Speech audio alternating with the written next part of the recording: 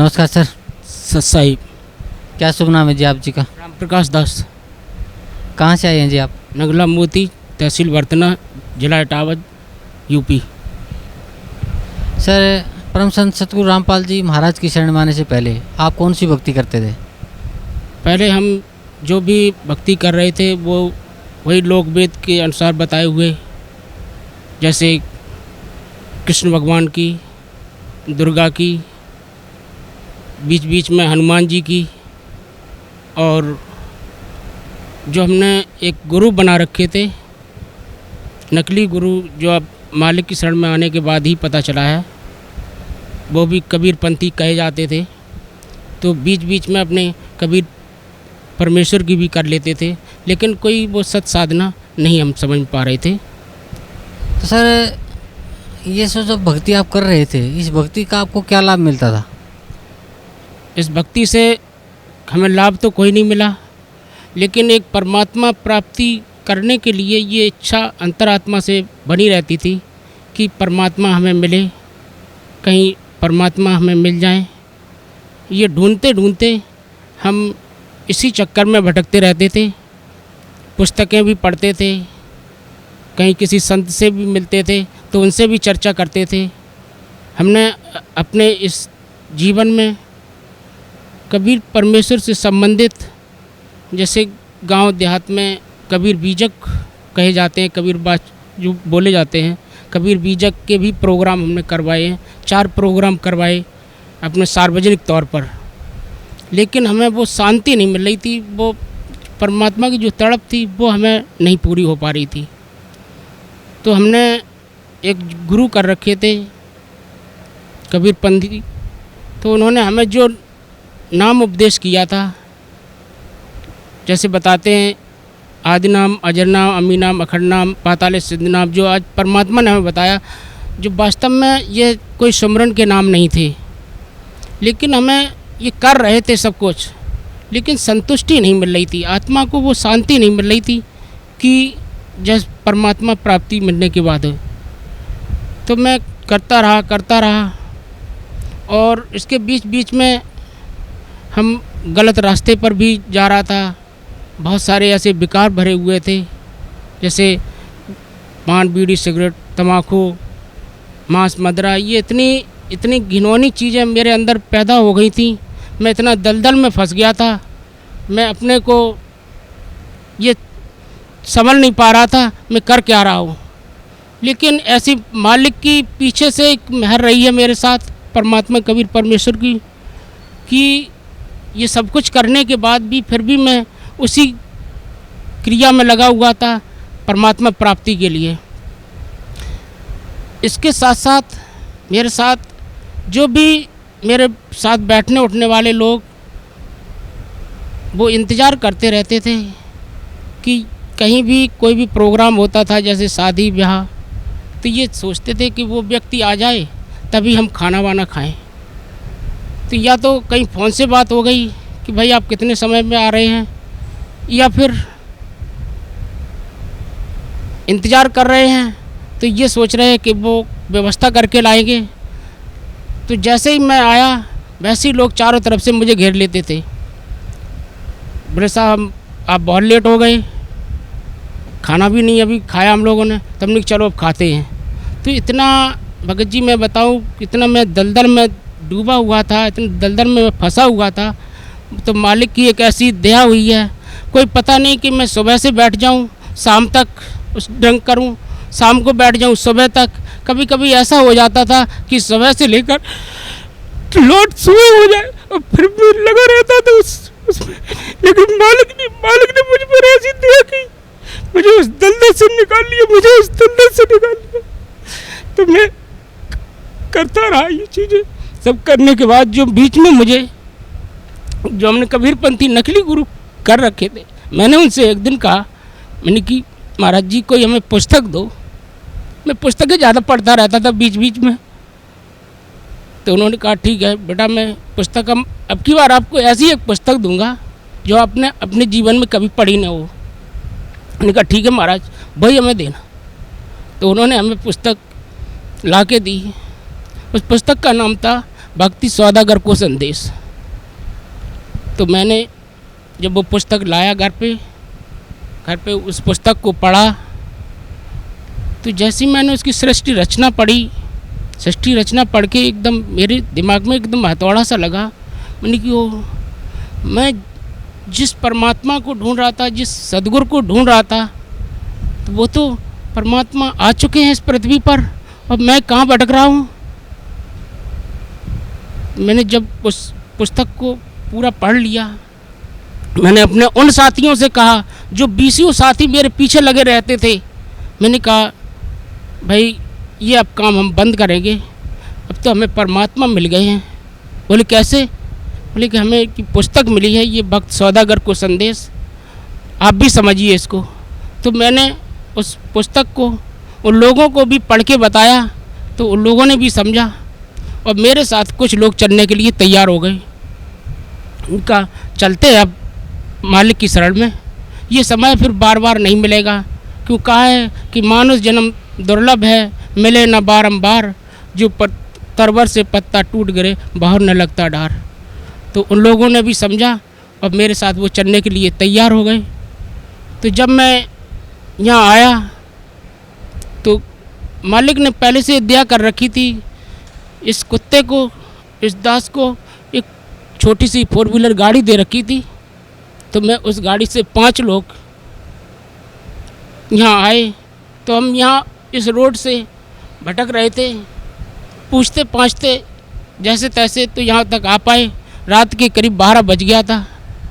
कोई भी रोड पे ऐसा नहीं दिखाई पड़ रहा था उस समय कि हम किसी से पूछ लें कि ये स्थान कहाँ पे है, ये आश्रम कहाँ पे है।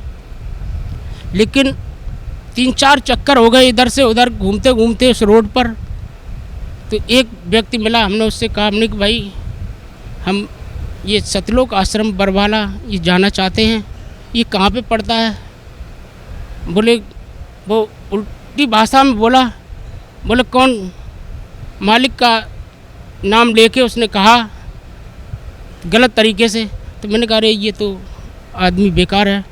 फिर मैं चला आया फिर वापस। तो एक जगह यहाँ रोड पे ही एक होटल सा था, मैंने उस पूछा आके, हमने कि भाई ये स्थान कहाँ पे है, सतलोक आश्रम? तो उस व्यक्ति ने बताया कि आप ऐसे ऐसे ये लाइट जल रही है, ये वहाँ पे आप चले जाओ। तब यहाँ कोई बोर्ड नहीं लगा था रोड पे। तो फिर मैं जैसे ही आया वापस तो एक हमें रास्ता दिखाई दिया इधर को, रोड से कच्चा रास्ता, मैं उसी पर चला आया। तो आगे देखा कि ये गेट लग रहा है। तो वहाँ पे हम मालिक के जो भी सेवक थे उन्होंने हमें बड़े आदर से लिया, सम्मान से लिया, और बोले भगत जी कहाँ से आए हैं? मैंने बताया मैं ऐसे ऐसे इटावा यूपी से आया हूँ। बोले आओ भगत जी आओ। बोले कैसे आपको पता चला है? तो मैंने बताया, मैंने भगत जी ऐसे ऐसे हमें एक पुस्तक मिली भक्त सौदागर को संदेश, उससे मैंने पढ़ के मैंने समझा, जाना, फिर मैं यहाँ आया। तो उन्होंने फिर सारी व्यवस्था बताई हमें। इससे पहले भगत जी एक चीज़ और रह गई, मैंने परमात्मा प्राप्ति के लिए जगह जगह भटका, बहुत कुछ किया। एक आशुतोष महाराज जी के नाम से और जाने जाते हैं, वहाँ हमें कुछ लोग बीच में मिले, उन्होंने बताया कि वो गुरु एक सदगुरु ऐसे हैं जो कि परमात्मा का साक्षात्कार करा देते हैं। तो मैंने कहा चलो भाई हम उनसे भी मिलते हैं। तो हम मेरे यहाँ इटावा में उनका 3 दिन का प्रोग्राम था। तो मैं वहाँ गया, बोले कि आप 3 दिन सत्संग सुनिएगा, उसके बाद अगर समझ में आ जाए तो आप गुरु कर लीजिए। तो 3 दिन हमने सत्संग सुना। लास्ट के दिन उन्होंने कहा कि आप नाम लिखा दीजिए, मैंने नाम लिखा दिया। तो उनके प्रचारक आते थे उस प्रोग्राम को करने, तो वो प्रचारक ही नाम उपदेश किया करते थे। तो जब हम काफ़ी लोगों के नाम लिस्ट में लिख जाते थे तो सबको एक जगह बैठा के एक कमरे में या हॉल में, उसमें वो अपनी वो पूरी प्रक्रिया बताते थे। तो उसमें क्या था कि मेडिटेशन बताते थे, वो 2.5 घंटे का सुबह और 2.5 घंटे का शाम को, और आंख बंद करके कान बंद करवा के और वो प्रकाश दिखवाते थे। तो उन्होंने वही चीज़ मेरे साथ की। तो उन्होंने जैसे ही आंख बंद करवाई, थोड़ी देर बैठाए रखा, उसके बाद उन्होंने आके मेरी आँखों को दबाया दबा के उन्होंने प्रकाश दिखाया। पूछा कि परमात्मा का साक्षात्कार हुआ? हमने कि समझ में नहीं आया। बोले क्या दिखाई दिया आपको? मैंने कहा कुछ नहीं, प्रकाश सा दिखाई दिया। बोले कि बस यही परमात्मा का साक्षात्कार है, यही प्रकाश ही रूप है परमात्मा का। मैंने कहा ठीक है। बोले आप 2.5 घंटे सुबह 2.5 घंटे शाम को आप ये मेडिटेशन किया करेंगे, धीरे धीरे आगे चल के आपको मालिक का ऐसी साक्षात्कार होता रहेगा। उन्होंने कहा ठीक है। तो मैंने भगत जी वो भी लगभग 6 महीने उसको किया। 6 महीने करने के बाद मुझे लगा ये तो हमें साधना बिल्कुल गलत लग रही है। एक तो बैठे बैठे 2.5 घंटे सुबह 2.5 घंटे शाम को हमने की, ये तो मेरे पैर भी ख़राब हो जाएंगे, आँख भी ख़राब हो जाएगी इस तरीके से। लेकिन मुझे उससे कोई पूर्ण संतुष्टि नहीं मिली। फिर मैंने उस साधना को छोड़ दिया। वैसे मालिक की दया हुई उसी बीच, और मैं यहाँ मालिक की शरण में आ गया, परमात्मा की शरण में आ गया। आज मुझे वो संतुष्टि मिली है। सर